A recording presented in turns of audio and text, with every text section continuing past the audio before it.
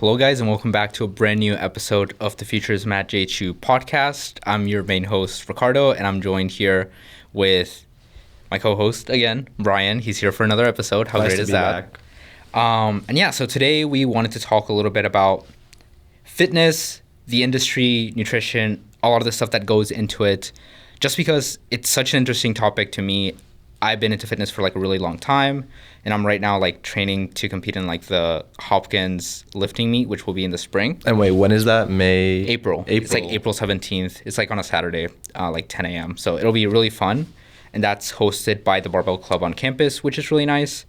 And there's been so many talks online. Just if you are, locked in your room and just like watching terminally online. Yeah. You'll see a lot of stuff about fitness, especially if you're into the whole topic, news trends, new research that's going on, supplements, a lot of this stuff. And there's a lot of like nuance, but as well as like just like general vagueness. A lot of people that like are on the outskirts of that, like don't really understand the whole topics. And even within the topic, there's still like a lot of misinformation and people just trying to take advantage of others, which is a prevalent thing. So I think it's part of the social media of where like everyone has their own niche, but then people try to take different aspects and stuff like that. Like you see like in the red pill community or the black pill community, where people take over this persona of like, no, exercise is my thing, and they'll try to pair up the exercise with maybe other ideas that they have. Yeah. Which kind of causes like a really like muddy transfer of ideas and like a very like distorted view of how things should be and how things like ought to be, right? Especially when you're talking about fitness and something that is like very personal to people. It can be scary, especially because like sometimes you don't know who to listen to, right? There's like 20 different voices out there. Everybody's saying something that's kind of the same but also slightly different. So who do you even listen to? What advice should you take? And so I wanted to sort of go at it through this lens of let's look at what the conversation is right now and what you should probably look at in whatever source of information you're using for carrying out your training, nutrition, a lot of that stuff. So I've been in the gym, for about 3 or 4 years now, like pretty consistently. But you also have some experience, not only like with the gym, but also just like generally like sports, which in my opinion is like a little bit more structured, right? Because you're training for like an actual purpose. So what's like been your history with that? Yeah, I first started doing sports in high school. I didn't have any I never grew up playing sports, so I decided to just get into like track, cross country, just start running and everything. And like that was good because, to be honest, like they accepted anyone. Like if you were slow, it doesn't matter. See, I didn't know that because I was not one of the people that would sign up for sports. No, but it was crazy when I first started because then they would have me running like 8 miles at the beginning. Oh. So it'd be going crazy. So my first year, I lost a bunch of weight. I was like pretty skinny. But then my coach was like, okay, no, now we all need to like bulk a bit. So then in my school, which is a really cool thing, is they had weightlifting as a PE class. Oh, nice. So then I just took weightlifting like the rest of my high school. So I started like bulking up a lot more. But it was this combination of I was running every day, minimum of like 4 to 5 miles. And then literally 4th, 5th period, I was then like lifting weights. So I was like benching the entire time. I was like squatting. I was doing a bunch of stuff. So it was kind of like this thing of unsustainability. Yeah, because it was just a lot of volume, right? Exactly. But the thing is, like, I was in really good shape. But then I remember as soon as COVID hit, it wasn't of like, okay, how am I going to transition to working out now during COVID? Because the cross-country team and track team were still meeting to like run. Oh, okay. I was like, oh my goodness, I'm free. I don't have to do anything. The shackles have been taken off. I can go and like eat out. I can do whatever I want. Because I remember during high school, especially my last 2 years, I was working to save money to start paying for a school. Yeah.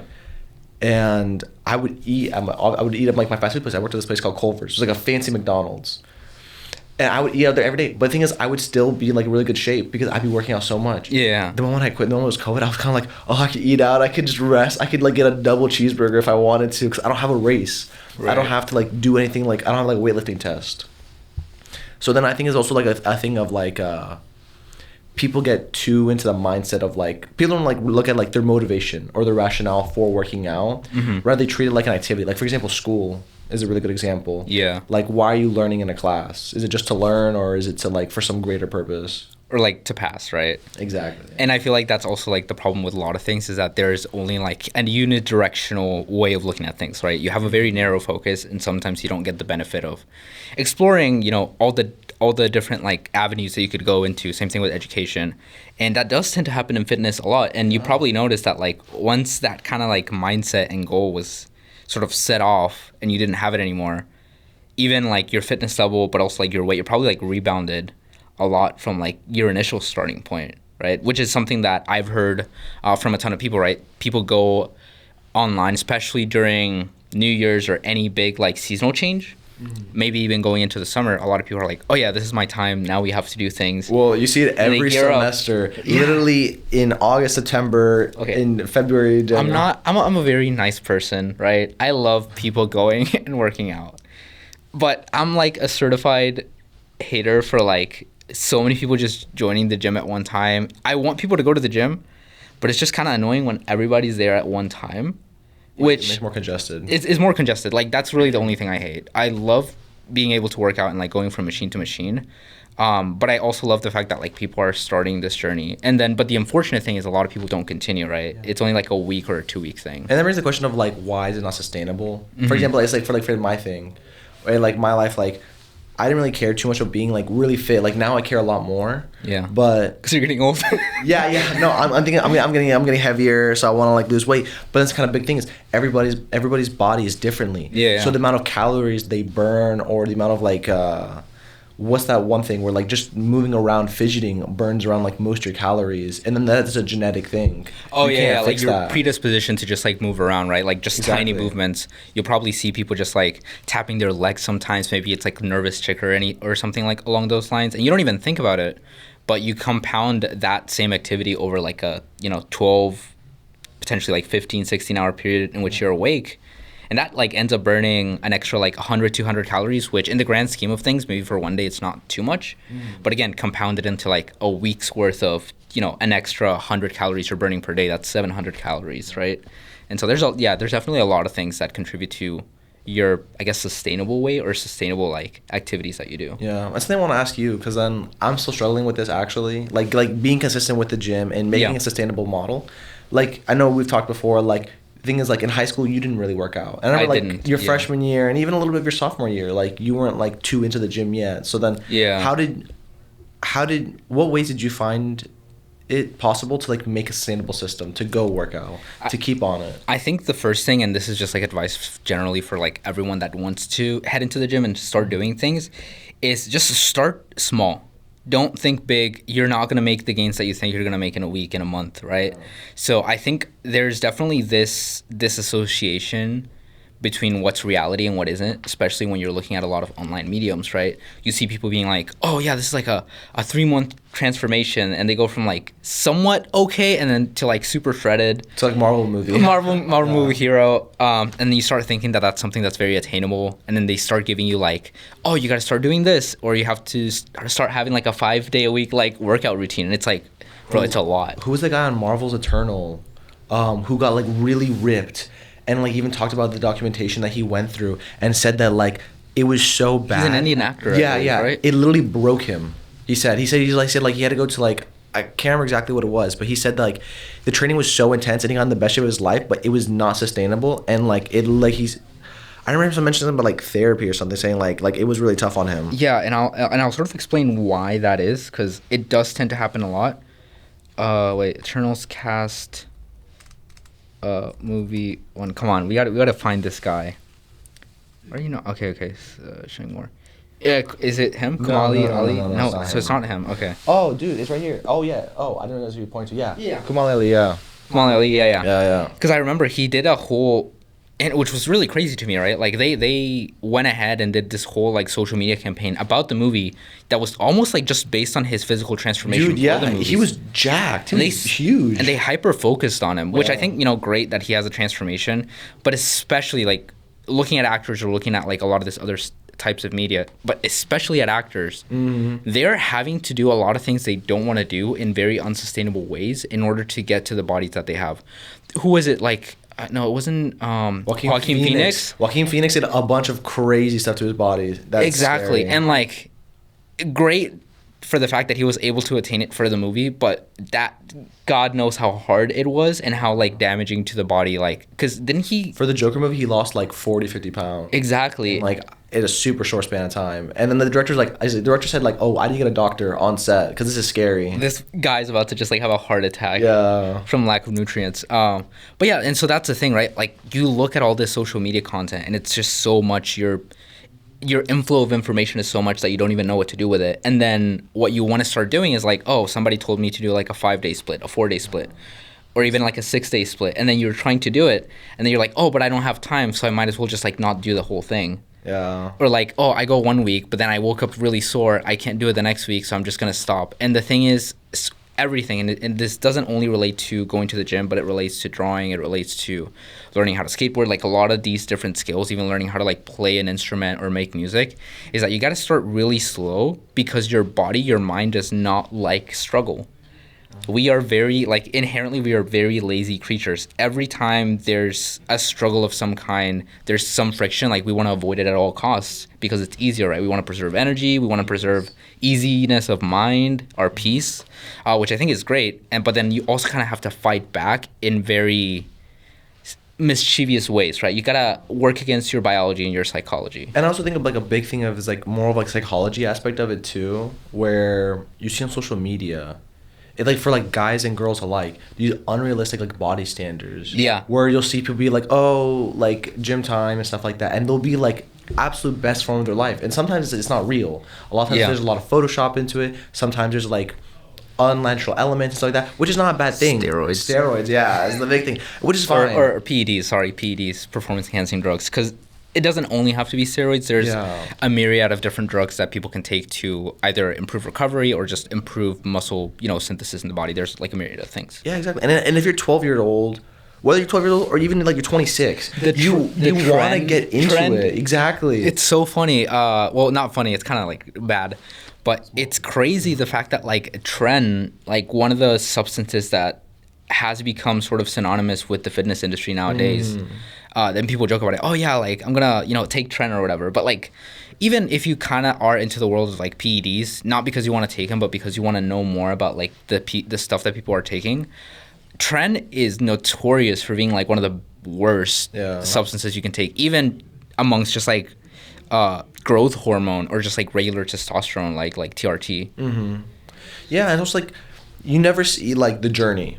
Like the maximum that you'll see of the journey is like before 3 years ago or before 6 months ago. Now shredded. I'm ready to go into Marvel, and it's kind of like I know there are like niches for it now because like you're really into that too, especially like fitness niches that like tell you and preach to you like how you should like keep yourself maintained. But like the general population doesn't see access or doesn't have access to it or doesn't see it. It's like it's not a main thing that people look at. And I feel like another thing is that people, and this kind of goes along with the fact that like people like easy things, is that even if you tell them, oh yeah, like the body that I want took me like 4 years to attain, and like the whole journey was kind of like hard to go through, the eating and nutrition was something that I had to figure out. I had to meal prep. Some of the meals that you're eating are like boring and not very fun. There are ways to make it fun, but then it takes more time. Like there's a balance. And then you start telling people all this and they're like, oh, well, that's kind of a lot. I don't know if I want to do that. Let me just go listen to this other person that tells me that I can get in the body that I want in like 3 months, right? So even if there is available information on how to do things sustainably, we again go back to the fact that for a lot of people's psychology, the way to do things right and correctly and sustainably is a lot of times takes longer and is just like a harder journey to go through. Even before you get started, right? Just listening to people talking about these things. Yeah. And so you want to like really start small. If you want to like go to the gym and you've never been to the gym before, you're nervous about going to the gym, literally like just go to your gym and don't even work out. Just go and look at the machines. Like just kind of become comfortable with the space, because potentially exposure therapy, because if you're really into the gym and you really want to make this happen, you gotta become comfortable with the environment to the point where like you're gonna enjoy being there for a long time. Because think about it, if you eventually get to the point of working out maybe 4 or 5 days a week and you're working out 1 to 1.5 hours every one of those days, where you're looking at what is it, like 1.5 times 5, I think like 7.5 hours a week in the gym or less, which can be a lot of time for a lot of people, right? Like you're spending like a good amount of time of your week going there. Yeah. And so you want to make sure that you're comfortable, that you're easing into things. You know, maybe the first few days that you're going there, just like go on like a treadmill, or if you're lifting weights, just focus on the form. Make sure that you're lifting something that isn't very heavy. Just get comfortable with the movement, dumbbells, workout. And the main thing is, a lot of people have this perception that whenever you go to the gym, everybody that's bigger than you and more experienced is going to be looking at you. Yeah. And I'll tell you this because this has happened to me a few times. Nobody's looking at you, and it's not because you're unimportant, but it's because like everybody's so focused on themselves and their work that they kind of have tunnel vision. Yeah. And I will tell you, I think I was squatting, and it was like a week and a half ago or 2 weeks ago. I was squatting, and I was just in the zone. I was just squatting, and then I like racked my thing, and I was on my phone just like checking off the numbers, just kind of tracking my progress. And somebody like right beside me was doing bench press with like a good amount of weight. And I'm like, okay. And so I didn't take notice of them. I'm like, they're doing their thing, I'm doing my thing. And I like heard a big, not crash, but like it hit the rack. And I was like, oh, because like I do that same movement, and it sounds the same when I'm like putting it and racking it back when I'm like bench pressing, right? Because you know how like you touch it back and then it hits the back of the rack and then you like rack it on the hangers. So I was like, okay, whatever. And so I just kept going on my phone. It wasn't until a little bit after that I looked at him. My guy was trying to get it off his chest, and then he like got it off his chest. Anything? Huh? Was he not saying anything? No, he was trying to get it off his chest himself. But did he not like call to you, or? I had my headphones on, so even if he did. Oh. Right? But then he actually got it off, and he was able to like pick it up and then like put it back on. So it looked like it was controlled in the end. Like it wasn't like he wasn't dying. But that's the thing, right? Like I didn't notice. Nobody else noticed. There were people in the gym. This wasn't a completely empty gym. But everybody's like has their headphones on. Everybody's like focused on themselves. I just love the messages that, don't worry, you guys, don't get self-conscious. If you're dying in the gym, no one's going to look at you. You're fine. Yeah, exactly. But like that's one of the things to keep in mind, right? Like make friends in the gym, or maybe ask for a spot. That's also really important. But also like everybody's so focused on themselves and they want to do things. And you know, if people are looking at you, they might either be, one, trying to help you out, or two, learning from your form. That, or they want to use the machine you're using. Yeah, but I feel like that's less often. And if they really want it, they'll ask and be like, hey, how many sets you have left? Or like, can I work in with you? People, most of the time, especially I feel like in a college gym, most people are nice. Yeah, well, the thing is, I think like most people who are working out are also like trying to improve themselves. I feel like it's not often that you go into a gym and it's not for your own self-improvement. You want to be better. So I feel like that's a really good way to connect with other people. You're able to like feel that like connection, like, hey, no, I want to be better too, or like, oh, this is really cool. I have a chance to help you get better as well. Yeah, so exactly. I feel like most people you see in the gym, especially the bigger they are, the more they're like, oh my God, you're excited about this? You really want to learn more about this? Dude, I'm so ready to like give you a bunch of like so many facts about like diet, about like exercise, about form. And so to the point where you're like, okay, bro, like I just want like 10-minute explanation now. Yeah, exactly. Like don't give me the whole biology of things. I don't need to know every little detail.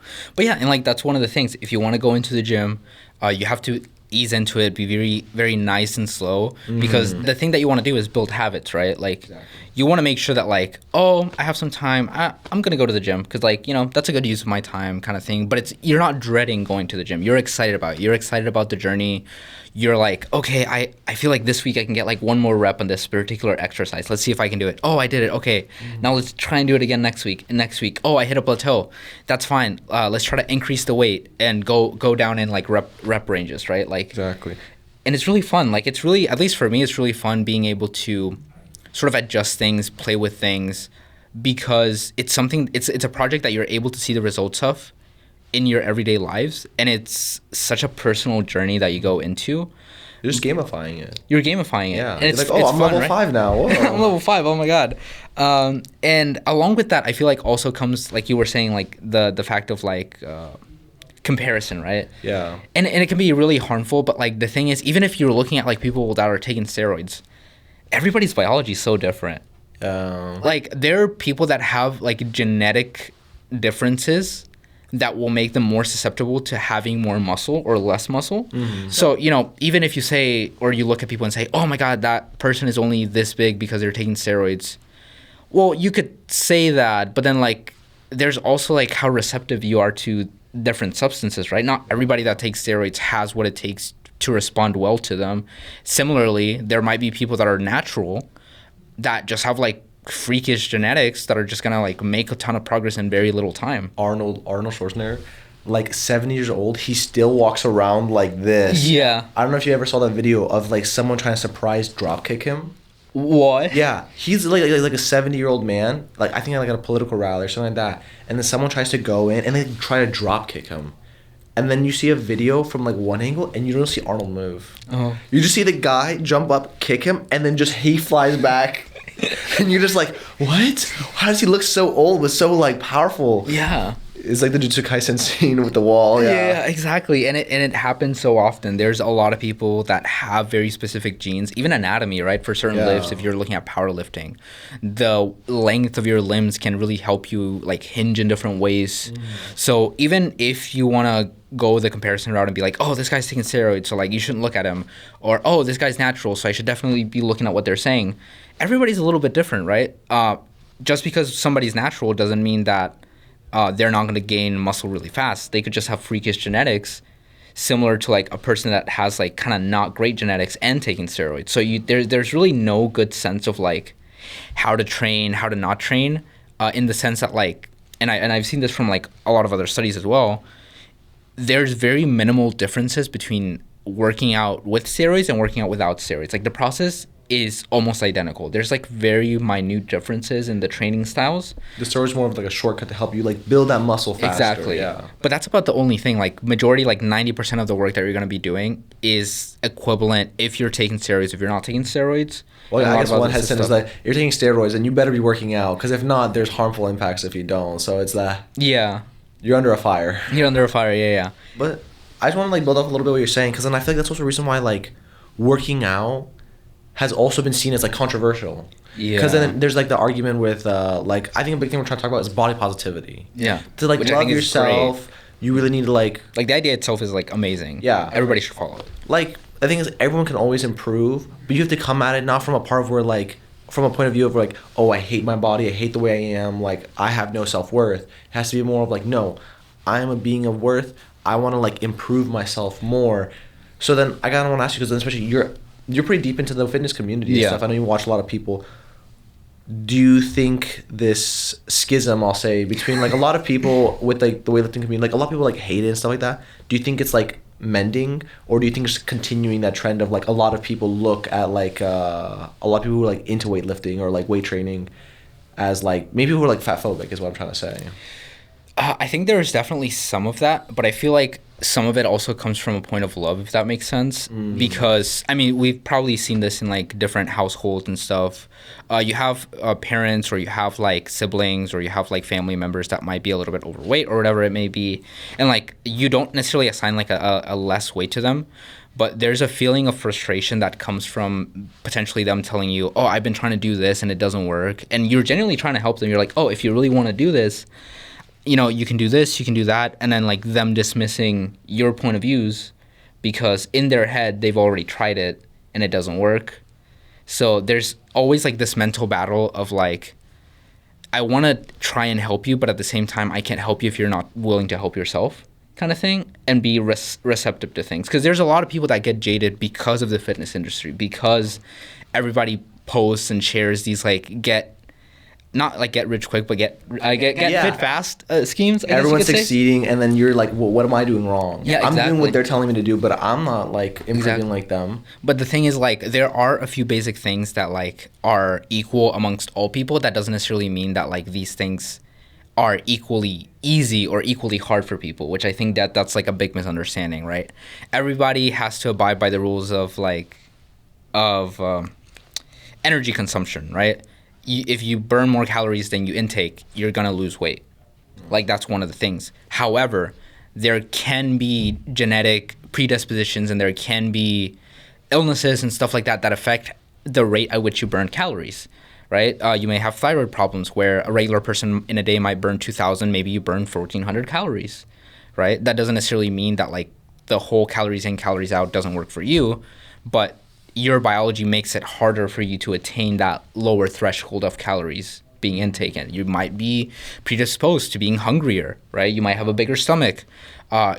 If you're trying to gain weight, you know, maybe you're a little bit skinnier and trying to gain weight. You might be taller. You might have more bone density. There's a whole bunch of different things that affect how hard each of the different compositions of getting fit or getting the body that you're going to want can make the whole journey like easier or harder. Like you've heard the term of like, oh, shorter people tend to gain muscle faster because they're like shorter, so they don't have to fill out a frame as much. Versus somebody that's really tall, they kind of have to work out a little bit more and they have to eat a lot more to get to the same, like body ratios, if you will, and stuff like that. Which everybody abides by the same rules, but everybody's body works differently. Where those, one thing might be harder for you, one thing might be, a little bit easier for you, but that doesn't mean that these things don't necessarily work, right? So if somebody's jaded, they might not necessarily know this, and they might think that some of the things that you're trying to say don't work on them. They should work, but they might be harder, and that what discourages a lot of people, which is honestly completely understandable. The road to improvement is completely personal. Everyone's different, so the activities you have to do, even most importantly, food. The food you eat is going to be different than someone else. Exactly. Maybe like a diet is working for one person. I know a lot of people have done like different diets, and then they're like, oh, I tried that. Honestly, I gained more weight from doing it. Yeah. And it's kind of like this important thing of like knowing your body. This is kind of like not just like a thing you work by yourself. It takes time. Improvement doesn't happen overnight. It takes many years, and especially with like meals. That's a big thing that like I've been trying to work on. I'm super bad with cooking. I've really started to get into cooking. I hate you. No, but it's kind of like finding that time to cook, but then also having access to like good food that then you can like work with. Not even that, right? Some people don't like even if you are able to find good ingredients, even if you do have the time, you may not like the repetitiveness of the food, and that's like a big factor, right? I know Connie, for example, right? She doesn't particularly like having the same thing over and over again. She likes variety, which is completely understandable. But that's the thing, right? Maybe she hates variety more than somebody else, right? Somebody's like, oh, I don't necessarily like having the same thing over and over again, but I can tolerate it. Yeah. Right? And so that makes things a lot easier because now you're not necessarily having to think about it, and then you can like ration everything out versus somebody that really desires either taste or like, different foods throughout the week. So again, we go back to the personal journey. It's like, it's personal taste. A lot of it is personal taste. Some people even you can get to, if you're trying to lose weight for, the basis, you can have a diet that is, still under your daily expenditure of calories or what you should be intaking. So you're in a calorie deficit, but you might have more carbs, which means that you can have a little bit more bread. Some people prefer to have a little bit more meat. So that means that they can have, steak, or they can have like chicken and a lot of this stuff. Some people are generally like that. Some other people like fats. Some people like to reserve their calories so that they can like eat a big ice cream tub at the end of their day or something. So it's like, again, it's personal. Maybe I'm not someone that really enjoys ice cream, so I'm fine with not having ice cream. Maybe somebody really likes ice cream and they kind of have to reserve their calories for that, right? And so that means that potentially for that person, they're going to have to hold off at the end of the day for that one thing that they want, which might be harder for them than for me to do. So even like you start looking at all these different tiny little things which can make it harder for somebody else to do it just because there are different tastes and things. Similarly in training styles. I particularly train in like a power building-esque way, which doesn't necessarily require a lot of running or cardio, but more so lifting heavy weights, having good enough motion throughout the exercises, having good rep ranges, stuff like that. But you, for example, might not necessarily like that workout. Yeah. And just because it worked for me, maybe that's just because I liked the way that I was training, right? If you hate the way that I train and I'm giving you my same recipe, you were going to end up failing because that's not something you enjoy. Yeah. Your way of training to maintain like a healthy weight or whatever like you want your goals to be might be focusing more on powerlifting, might be focusing more on bodybuilding, might be focusing more on just like general cardio and running and stability and a lot of these things. And so again, we go back to like it's a very personal thing, and you really got to assess like what you like. Because I'm gonna quote Sam Sulek here. Funnily enough, the person who likes walking is gonna get further than the person who's just trying to get to a destination, right? Yeah. So even if you have a goal, just enjoying the activities that you're doing to try and get to that goal is gonna take you further than the apparent quote unquote shortcut or like the exact way that you should be training to try and get to your goal. Because if you hate the way that you're training, but you're trying to get to the goal, once you get there, you're going to rebound. Yeah, and that's also like a really important thing of just like, because it's a personal journey, because a lot of things that sometimes like you won't know and no one else will know for you, that you have to experiment with some different things. Maybe like try out different like recipes. I know, like even for you, a small example, you told me that you were like, oh, I'm trying to find out different ways to like cut out some calories. So I've been trying to implement like more egg whites. So I've been buying like egg whites and stuff. Exactly. And then you also have me like, oh, I've been buying like these like more like low calorie like chocolate chip like to like eat as a snack because I love sweets. Yeah, exactly. And I like chocolate. Yeah. So rather than like getting regular chocolate, just either getting dark chocolate or like semi-sweet chocolate like just helps a lot, right? Exactly. And it's also like knowing your own habits. I know for like me, I have this bad tendency that I grew up with, unfortunately, that like whenever there's any food on my plate, I have to eat all of it. Yeah. Like leaving any kind of leftovers is like what seems like a really bad thing. So then it's kind of learning portion control, being like, okay, I should make like smaller portions for myself. I should really eat less often during the day, because before I'd eat like 3 large meals a day. So now I eat 2 to 1 large meals, like kind of like spread out through the day, and I'll try to have like some like snacks that we like factor in, where we eat like oranges and bananas, which like really I've seen has helped me lose a bit more weight, especially like this semester. Yeah, and especially if you're going into the dieting phase and looking at like your nutrition, a lot of the times you're also going to want, if you're losing weight, for example, eating a lot more proteins, because proteins are just like very complex carbs as well, are a little bit harder for your body to digest. So that's going to make it so that, you're staying full for longer, which is what you want, especially when you're cutting, right? Ideally, and this is what I've heard from a lot of people, is if you're cutting, ideally you should be feeling a little bit fuller than usual, right? So that means increasing the volume of food without necessarily increasing calories. So eating a lot more greens, vegetables, fruits, a lot of that stuff. Drinking a lot of water. Drinking a lot of water really, really helps. Yeah, exactly.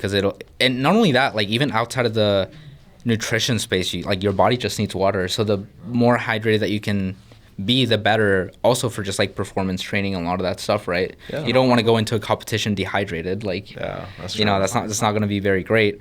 But there's a lot of things, and people are always coming out with different types and varying information. There's a lot of new studies that are coming out on like the ways that you should train. I don't know if you've heard of like any of them, or maybe you've seen like I know you were telling me about some of them. How you told me that like now some new studies are showing that like not even doing like full reps or like partial reps could end up like helping like muscle development grow more, depending on like the technique and the muscle you're trying to grow. Yeah, exactly. So even then it's kind of like, what muscle groups are you trying to work? How exactly are you trying to work them? Yeah. How big do you want to get? Yeah, and it's again this idea online of like, oh, you should like be a science-based lifter, which in the quotations or in the context of like online discussion is like every workout that you do is based on scientific fact, and you're doing the most optimal training at like 100 like all the time, like you're revving up your engine at 100% all the time, making sure that you're doing everything so you can get to your goal the fastest, versus some other people are just like, just focus on ego lifting, like just go ham, just just do your thing and go crazy, which I think there's merit to both, right? Yeah. There's merit to just like enjoying, which in like the ego lifting or just like being a bit of a meathead, it's just like just lift heavy weights, enjoy being able to lift the heavy weights that you're lifting, and just doing and spending the maximum effort that you can, right? Yeah. And then there's like the good side of science-based lifting, which is like make sure to watch your form, make sure that like you're staying within safe bounds. For everything, you might not necessarily have to go all the way to failure. Like you can be 1 to 2 reps away from failure and still make really good growth or really good gains. So you don't necessarily have to get out of a workout feeling like you're entirely dead and you don't want to do anything for the rest of the day, right? And again, that's going to depend a lot on what you like to do. If you're someone that likes to get out of the gym and still have a little bit of energy left, right? Maybe you're going to be a little bit more in the science base where you're not spending as much energy, but you're still getting like a very good workout and still stimulating your muscles, versus you just like the feeling of like lifting heavy, right? And you don't mind being exhausted. You like being exhausted at the end of your workout. So even then, right? Like, it's all personal, and like a big thing that I mentioned before, gamifying it. Yeah. That's what a lot of people use, like playing different games to like lose weight. Playing soccer is a lot more fun than just running laps around like a track. Or just like kicking a ball around. Yeah. With like no sense of direction, without any like real purpose. Or even better yet, connecting this back to weightlifting, which is I feel like been like a big of our like main focus. Weightlifting with other friends. Yeah. I remember for me, even after COVID, I still enjoyed weightlifting because I was doing it with friends. Yeah. We'd get together, we'd like have fun, but who could do like the biggest max? Obviously, like that's dangerous and you shouldn't like go too crazy with it. But like we'd have fun. Get spotters, get like 3 people. Exactly. Like we're trying to say, I'm gonna do like 12 reps for my last set. like, let's see if you guys can do it too. And then it really like helps like that friendly competition like really helps push you. It makes it like more fun. It's less of like a chore, and less of like a I have to eat this like healthy food all the time. And that's it's the thing, more of right? like having fun. Yeah, and that's the thing, right? You're eliminating barriers. You're extracting and getting rid of that friction that keeps you from going to the gym. Exactly. So whatever helps you get to the gym, I think that's like great, whatever it may be. If you like going alone and focusing on your form and, you know, being this like warrior in the shadows working, you know, if you want to be Batman, hoodie to everything. if you want to be build. Batman, right? Yeah. Like go and be Batman. If you like the social aspect, make a bunch of friends at the gym, get a community out there, like whatever floats your boat, I think is like the main thing that you should focus on, especially if you want to be in it for the long run. Exactly. And I think that's the main thing. I think regardless of how much you work out, regardless of how much time you're able to put in and the effort that you're able to put in, everybody should go and have some type of activity. And I don't even mean like just the gym, right? If you like going out for walks with your dog, go out for walks, like increase the amount of times that you're going out for walks. If you like playing basketball, just go and play basketball with your friends. If you like fishing, or if you like doing some type of physical activity where you're going out, moving your body and it makes you feel good, do that. But do it not, you can have a goal, and I think goals help you to sort of like try and focus, especially if you don't enjoy it at first, right? Mm-hmm. Like a goal helps you to just focus and get in on it.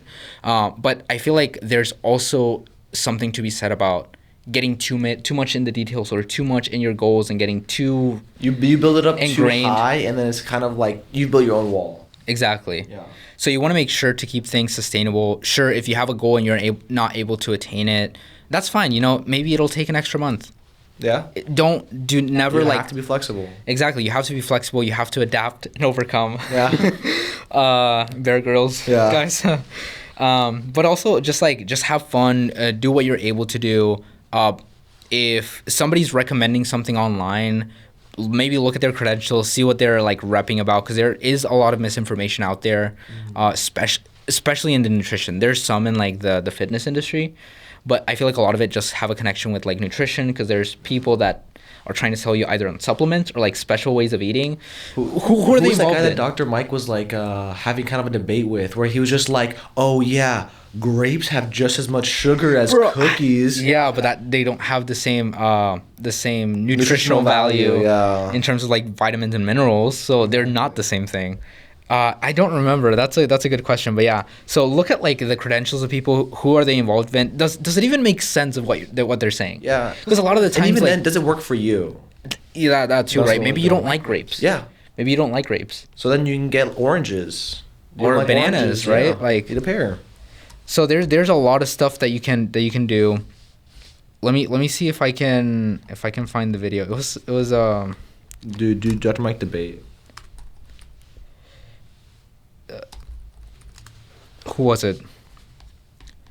With Dr. him. Gundry Yeah. on lectins. That was also a big thing. So yeah, like look at people's credentials. Who are they involved with? Because a lot of the times they might be like investors, or they might be straight up just partnered with like supplement companies, and then just getting to buy their products. So they're doing things for their own good, not necessarily yours.